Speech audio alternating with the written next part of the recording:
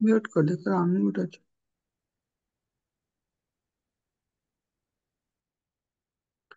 हरे कृष्ण। तो आम आज कार्तिक मासर 15 नंबर दिन में पहुंचीजे। प्राय आम अधा पहुंच गला अधा यात्रा करार अच्छी।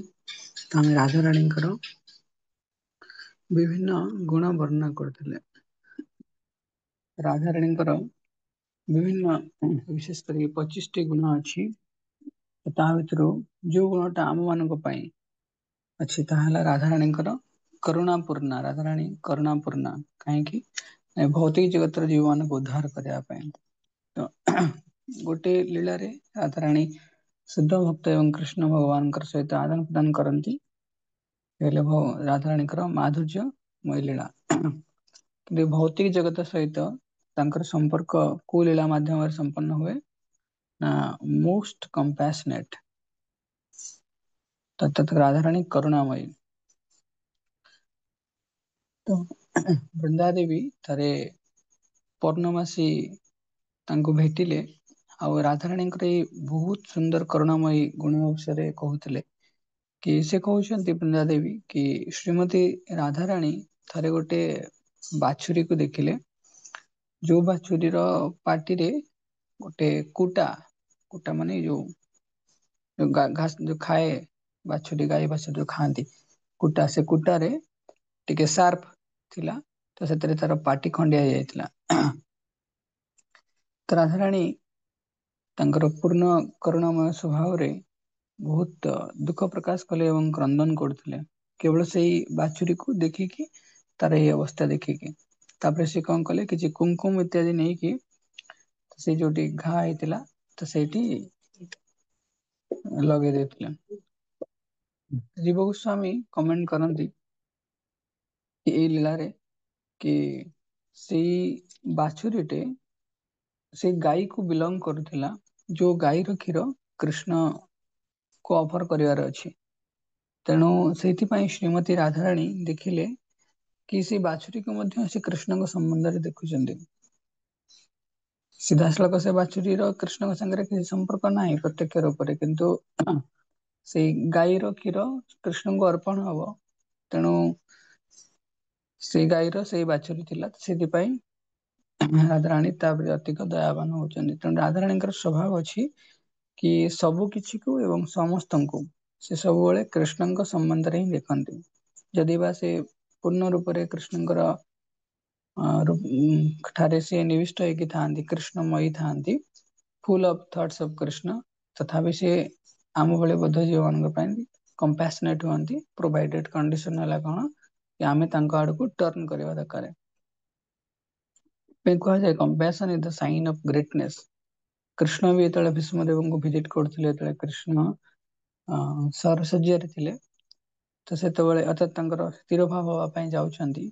तो कृष्ण देखिए कांदी पकेले प्रैक्टिकली कृष्ण कांदी पकेले जो कंडीशन देखिकी आ केवल क्रंदन करनथिले कृष्ण ता सत्वे कृष्ण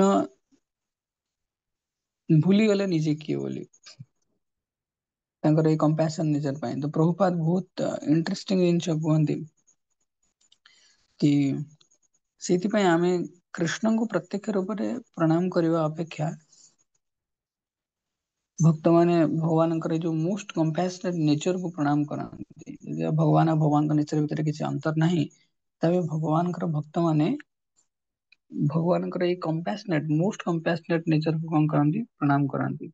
एक्चुअली कृष्ण परम पुरुष भगवान तांको आमे अप्रोच करबा टिके डिफिकल्ट होए किंतु भक्त माने भगवान कंपैशनेट नेचर को नेचर एडवांटेज नहीं तांको प्रणाम करती प्रे करती जे विशेष करके श्रीमती राधाराणी द्वारा प्रतिनिधित्व होता। तेणु राधा कृष्ण राधाराणी को आमे समस्ते कृष्णकर जो करुणा शक्ति रूप में आमे दले अप्रोच करवा सेतेबेले आमर भौतिक जगत उत्थान ही हो पार अर्थात आम आध्यात्मिक जगत आड़ को तेणु भौतिक आसक्तिर आम विरक्ति है श्रीमती राधाराणी कृपा करुणा दृष्टि उपरे आम जो अधिक अटेंशन देवा सीख करवा ସେତେବେଳେ ନିଶ୍ଚୟ ଭାବରେ ଆମେ ଭୌତିକ ଜଗତରେ ଯୋଉ ଦୁଃଖ କଷ୍ଟ ସାମ୍ୟ ଏବଂ ବିଷମ୍ୟ ଦିଟା ଭୋଗ କରୁଛି ସେଥିରେ ଆମେ ମୁକ୍ତ ହେଇପାରିବା।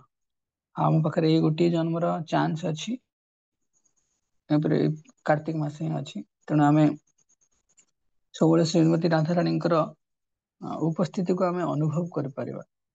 ଯେତେବେଳେ କୁହାହଉଛି ଉପସ୍ଥିତିକୁ ଅନୁଭବ କରିବା, ସେତେବେଳେ ସବୁବେଳେ ସବୁ ସମୟରେ ସାମ୍ୟ ତଥା ସମାନତା ହିଁ ଦେଖାଯିବନି ପରିସ୍ଥିତିରେ। ତ ଆମର ନଜର ଥିବ, ଯେମିତି କୁହାଯାଏ କି ସନ୍ ବାଥିଂ ମାନେ ସୂର୍ଯ୍ୟଙ୍କର କିରଣରେ ଛିଡା ହବା। ତ ସେମିତି ରାଧାରାଣୀଙ୍କର କୃପାର ମର୍ସି ଯେତେବେଳେ ଗୋଟେ ବ୍ୟକ୍ତି ଉପରେ ପଡିବ, ସେତେବେଳେ ସେ ଇଣ୍ଟରନାଲି ପୂର୍ଣ୍ଣ ରୂପେ କୃଷ୍ଣ ରାଧାରାଣୀ ଏବେ ସମସ୍ତ ଭକ୍ତ ମାନଙ୍କ ପାଖରେ ଶରଣାଗତ ହେଇଥିବ। ବାହ୍ୟ ଦୃଷ୍ଟିରେ ତାର ସେ ବିଭିନ୍ନ କାର୍ଯ୍ୟକଳାପରେ ବ୍ୟସ୍ତ ଥିବ, ଯାହା ମଧ୍ୟ ତାଙ୍କୁ କୃଷ୍ଣଙ୍କ ଆଡକୁ ପ୍ରେରିତ କରୁଥିବ, ଯାହାର ପରିଣାମ ସେ କାର୍ଯ୍ୟର ପରିଣାମ ବେଳେବେଳେ ପ୍ରୀତିକର କିମ୍ବା ଅପ୍ରୀତିକର ହେଇପାରେ।